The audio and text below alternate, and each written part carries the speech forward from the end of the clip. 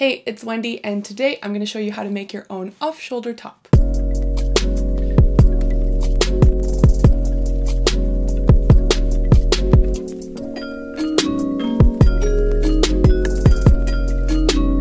This tutorial is pretty easy. You need a yard of fabric and some 1-inch wide elastic. I always write out full measurements and step-by-step instructions on my blog. Click the link in the description if you want those. And stick around until the end of the tutorial if you want to hear about the new stuff I've been working on these days. Hope this tutorial gets you in the mood for warmer weather, and I'll see you at the end. Let's get started. I got 1 yard of this marbly black and white fabric, which I loved. It's light and flowy and will work great in the wind.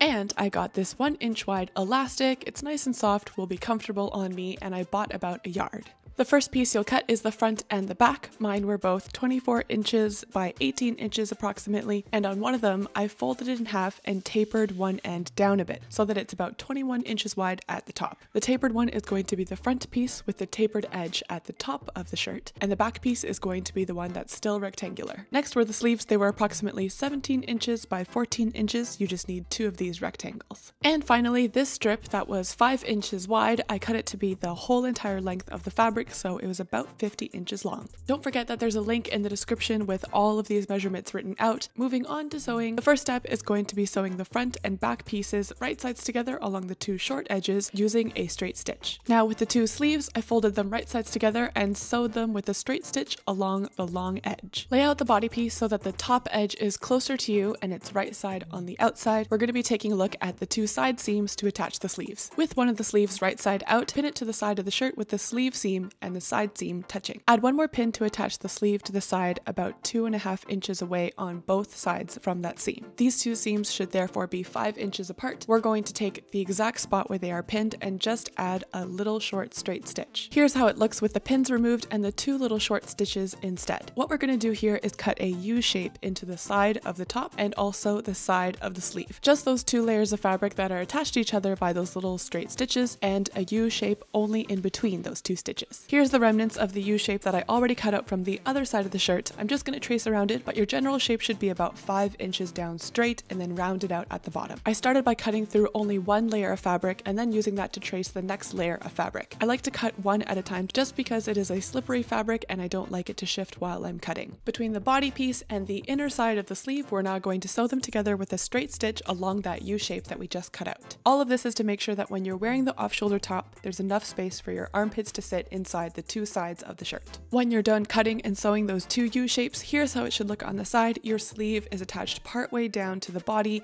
and in a U shape. Because of the way we tapered the front piece of the shirt, you should notice that the seams in the front are closer together than the seams in the back. The next step is going to be attach this long strip all the way around the top. But we're going to pay extra attention to what happens here at these 2 front seams. Folding over the raw edge, I pinned the strip of fabric right sides together along the back side of the shirt and started working my way all the way around. As you come around to the front, however, when you get to the right side of the front piece, we're going to pin an extra little fold pointing to the left, then keep on pinning all the way to the other front seam, and then we're going to add an extra little fold pointing to the right. So these 2 folds should be pointing towards the sleeves and not towards the chest. These little folds are going to be crucial for us to attach the elastic band so that the elastic band is able to only go around part way of the shirt and not be a 360-degree ruffle. When you get back to where you began, just make sure that the end overlaps where you began, pin that down, and we're going to sew all the way around with a straight stitch. After going all the way around, we're going to secure these 2 little folds that we made up in the front. To secure these folds, we're going to pinch the fabric where the fold is and then add a straight stitch all the way along the fold. When you look at it from the right side, you're going to see an X shape where all of the seams meet, including the one you just made.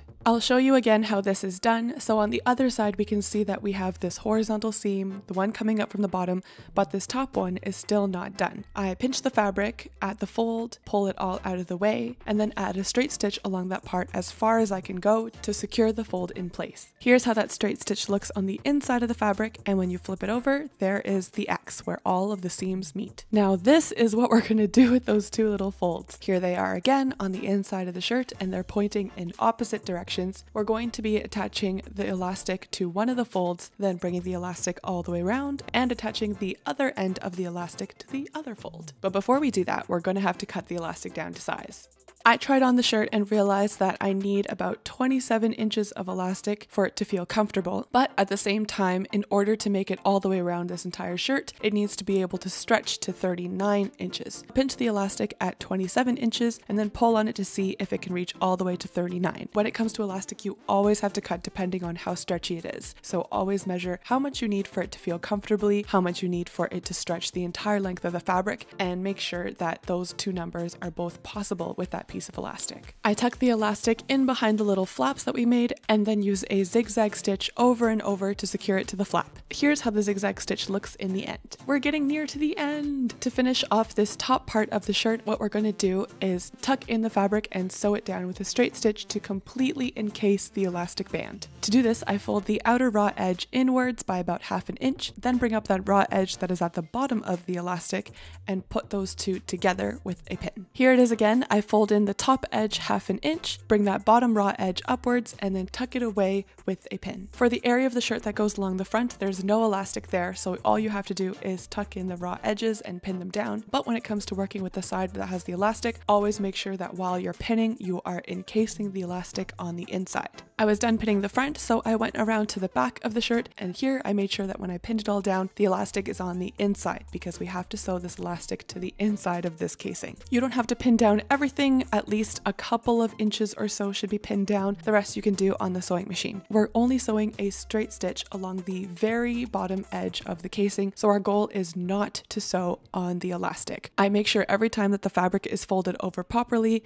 then pull on the fabric from both sides to help it lie super flat and go slowly with a straight stitch as close as possible to that edge. To make it easier to sew on the casing, I encourage pulling on the elastic to bring more of it onto your side as you go, and that way you won't have to pull on the fabric as much as you bring it through the sewing machine. Here's that finished front lying on the back. On the back where there's the ruffling with the elastic, this is the straight stitch that I used to encase the elastic. I put it as close as possible to the edge, and I used a black thread so that it wasn't as noticeable on the outside. When it comes to the front of the top, you can totally iron out this top edge if you'd like it more crisp, but here it is on the inside with that straight stitch very close to the edge, and since it's the black thread, it's not super noticeable on the outside. If you want all of your edges to be raw, then you're done, but I did decide to finish them off, so I folded the fabric in twice, about 1/2 inch each time, and sealed off the sleeves and the bottom of the shirt. Here's how the hem looks in the end. As you can see, it's been folded in twice and sewn down with a straight stitch. And there you have it, an off-shoulder top. If this was made in white cotton, in light denim, in flowery print, it would all be super, super cute. So please do make it however you like it to be. Thanks for making it to the end of the tutorial. If you like this video, let me know. I'll be posting more photos on my Instagram, so you can look it up under @withwendy, and that blog link I mentioned before also has some more photos. If you haven't subscribed yet, click the button below. I upload new tutorials every Wednesday and every Saturday. For example, in the past I already did an off-shoulder dress tutorial. If you want to see that one, I'll put a link in the description for you. Finally, as promised, I said I'd talk about what's new. I've actually been putting together a Patreon page where you can get special perks if you'd like to support me financially. Essentially, the financial support helps creators reach their dreams, whether it's being able to move out to a studio or hiring someone to help them out or doing like a DIY nationwide tour. All of these are my dreams. The financial support helps make all of this possible, and then as a reward and thank you, the creators can set out different perks for the people who support them. It's kind of cool. I'm interested to see how it goes and if you guys like it. That'll be all for today. Thank you all so much for watching. I'll see you next time. Bye.